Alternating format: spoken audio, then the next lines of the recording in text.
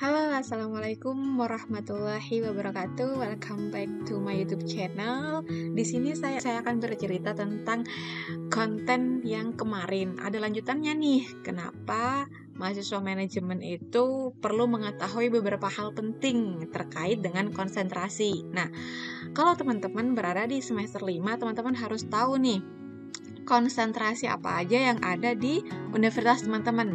Tapi pada dasarnya itu berbeda ya, tergantung dari universitas tersebut, fakultas tersebut menyelenggarakan program studi apa seperti itu. Nah, tapi beberapa hal juga harus diketahui teman-teman urusannya dengan minat, kemampuan, dan juga kesempatan dalam jangka panjang.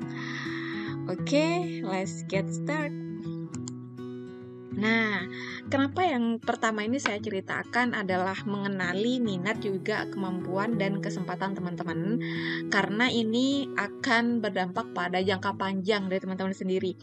Kalau misalkan teman-teman salah dalam mengambil keminatan atau konsentrasi, itu bisa jadi menyulitkan teman-teman sendiri tentunya, dan kayak merasa percuma aja gitu. Semester 1 sampai 4 teman-teman menghabiskan waktu tetapi tidak memahami benar-benar konsentrasi yang teman-teman minati gitu.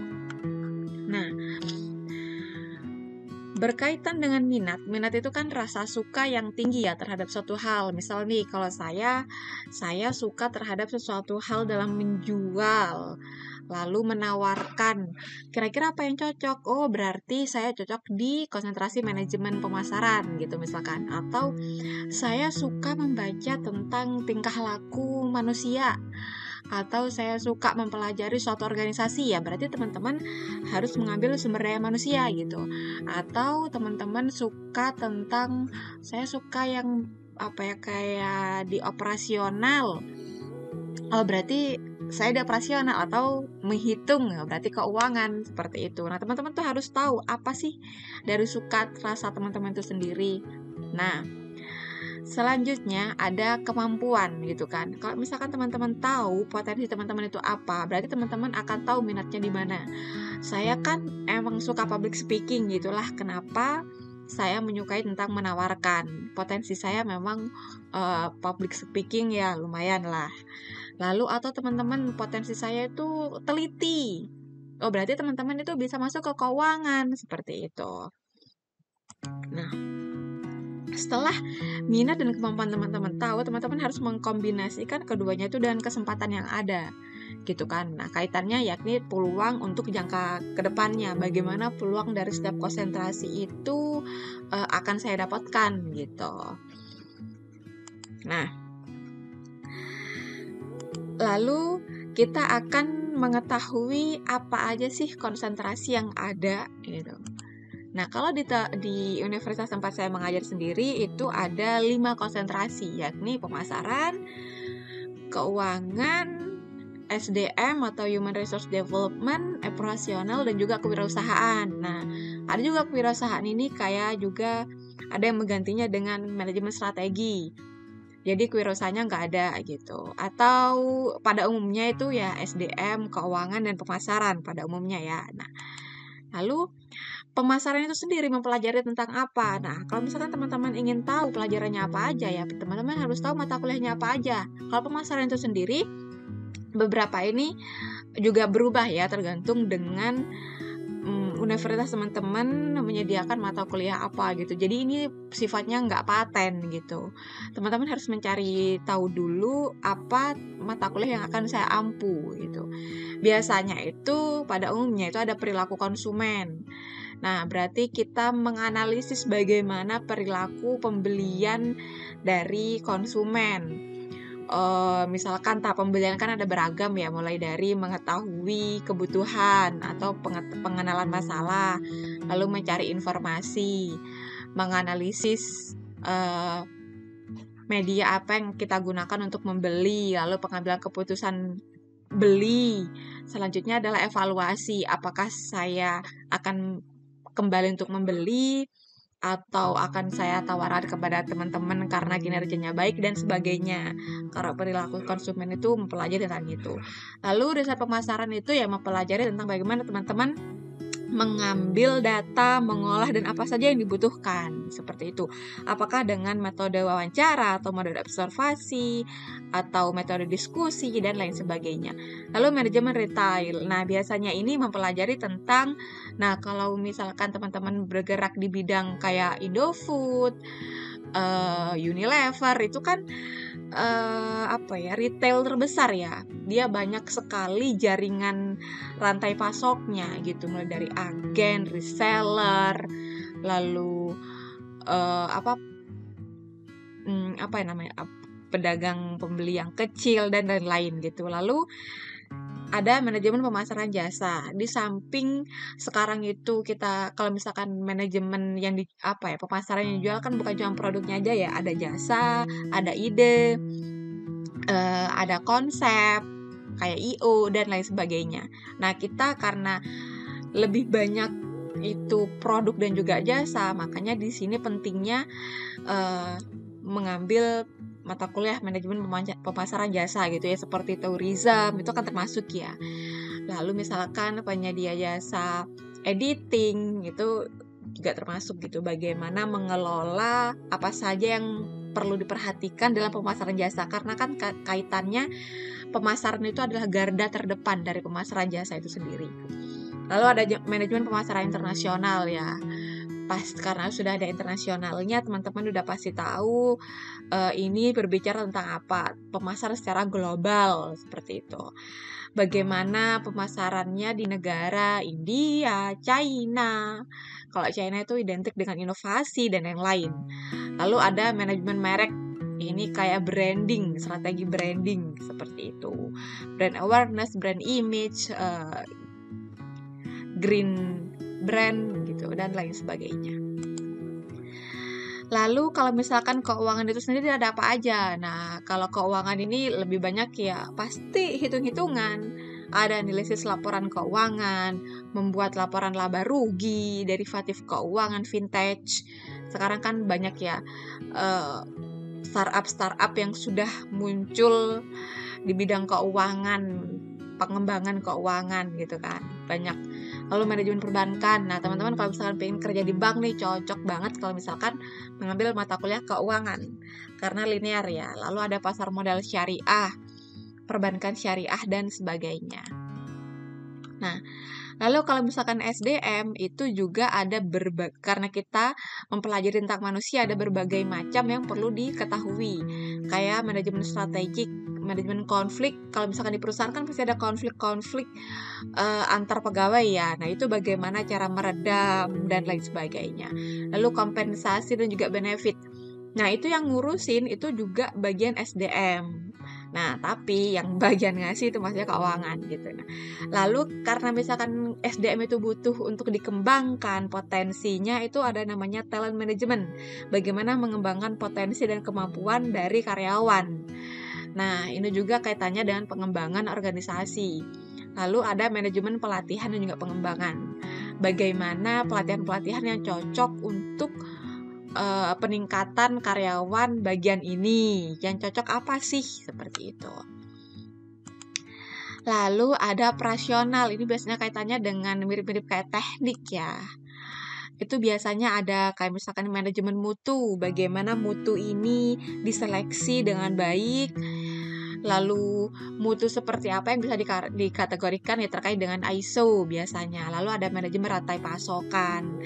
Nah, karena yang kayak mengirimkan, melihat ketersediaan itu adalah operasional yang mengurusi, makanya masuk ke dalam divisi operasional. Lalu manajemen teknologi dan pengembangan produk baru. Nah, itu juga kaitannya misalkan tadi kan ada manajemen pemasaran research ya. Nah, kita si manajemen pemasaran itu yang melakukan research, tapi yang membentuk menjadi produk baru itu adalah operasional, ibarat kata seperti itu. Lalu ya terkaitan dengan produksi, persediaan itu pasti terkaitannya dengan operasional. Nah, ini cenderung agak sulit memang dan membutuhkan analisa yang baik, perhitungan yang matang seperti itu. Lalu ada kewirausahaan. Nah, kalau misalkan kewirausahaan kan berarti ada minat dari teman-teman sendiri untuk menjadi wirausaha misalkan.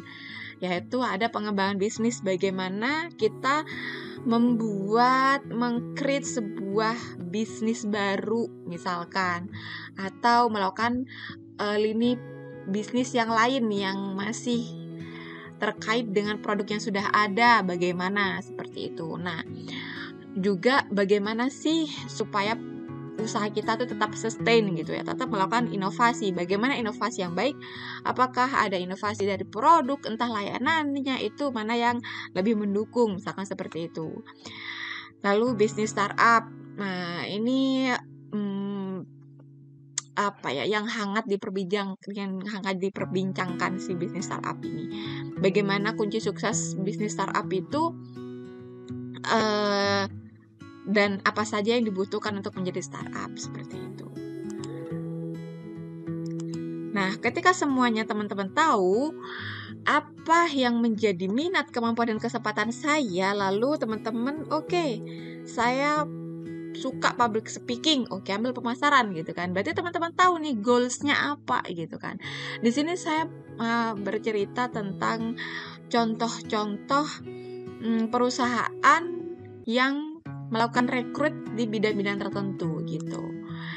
Nah, misalkan nih pemasaran, contoh nih ada di rekrutmen CPNS nih, dia misalkan kayak ini statistik, manajemen, komunikasi, marketing nih, ada marketing contohnya biasanya di sini. Lalu di Shopee, nah ini ada games dan marketing team gitu. Nah, biasanya kan harus inovatif dan mengimplementasikan web. Nah, biasanya ini terkait dengan interaksi dengan pelanggan, seperti itu sih. Lalu selanjutnya bagaimana kalau di bidang SDM misalkan, contohnya ada di Shopee juga ada nih, di Human Resource Business Partner biasanya. Nah, ini juga bisa masuk. Nah, recruiter ini juga 1, 2, 3 ini adalah bidang SDM semua ini. Rekrutmen itu adalah cakupannya dari orang-orang SDM, kolaborasinya dengan orang-orang yang psikologi.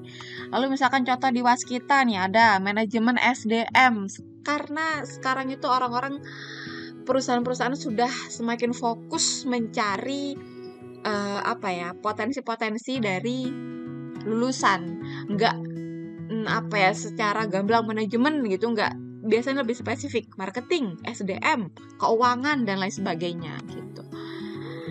Makanya teman-teman pentingnya mengetahui hal ini menurut saya ya.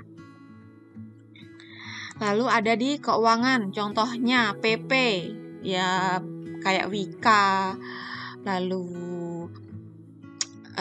dan lain-lain. Ini bergerak di bidang konstruksi ya. Nih langsung keuangan.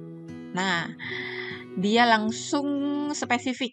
Lalu ada S1 ekonomi atau akuntansi, ini kita bisa masuk ini S1 manajemen keuangan gitu di Samator, perusahaan-perusahaan besar semua nih. Lalu bagaimana dengan yang di operasional, ada juga di PP, analisis pemasok, supply, ini adalah kerjaan orang-orang operasional nih. Juga nih di Nasional Kawasan Indonesia, khusus Republik Indonesia, Dewan Nasional. Ini ada supply chain juga. Nah, ini ya manajemen operasional kaitannya seperti itu. Jadi, teman-teman itu harus benar-benar serius memikirkan tentang minat, bakat, dan kesempatan. Nah, apa yang harus dipersiapkan jika semuanya sudah komplit gitu? Ya, teman-teman harus menyiapkan strategi. Yang pertama, jangan lupa untuk ketika kuliah ikut pengalaman organisasi atau kepanitiaan. Karena untuk melengkapi CV teman-teman, kalau misalkan cuma lulusan dengan IPK sekian, percuma kalau IPK teman-teman tinggi tapi teman-teman nggak punya pengalaman organisasi atau kepanitiaan. Karena ini penting untuk kerjasama tim misalkan, lalu negosiasi dengan orang lain, bagaimana menyelesaikan konflik, ini penting gitu. Jadi teman-teman harus ikut organisasi atau kepanitiaan. Kaitannya juga dengan yang poin kedua, yakni adalah networking atau relasi, semakin banyak teman-teman kenal lintas jurusan. Karena misalkan kalau kita ikut BEM yang di tingkat universitas misalkan, itu kan pasti dari berbagai macam jurusan ya, prodi, fakultas gitu. Nggak cuman misalkan saya di fakultas ekonomi, nggak cuman anak-anak fakultas ekonomi doang gitu, tapi ada fakultas teknik atau fakultas teknologi informasi dan sebagainya. Ini penting untuk teman-teman ketika lulus. Ketika teman-teman terkenal kinerjanya baik, jujur dan menyenangkan gitu, pasti karena kan salah satu rezeki juga kita punya networking yang luas ya gitu. Jadi siapa tahu ada di tempat saya lowong nih gitu kan. Coba ikuti seleksi ini gitu. Itu juga ya dari networking gitu kan. Lalu yang ketiga itu adalah keahlian spesifik. Setelah semuanya teman-teman terapkan, karena kalau misalkan dulu ya, zaman dahulu S1 tuh banyak, S1 tuh sedikit, tapi sekarang kan banyak. Tapi yang membedakan adalah teman-teman tuh punya keahlian apa gitu. Ya, misalkan dari sisi manajemen keuangan ya, cobalah teman-teman ikut untuk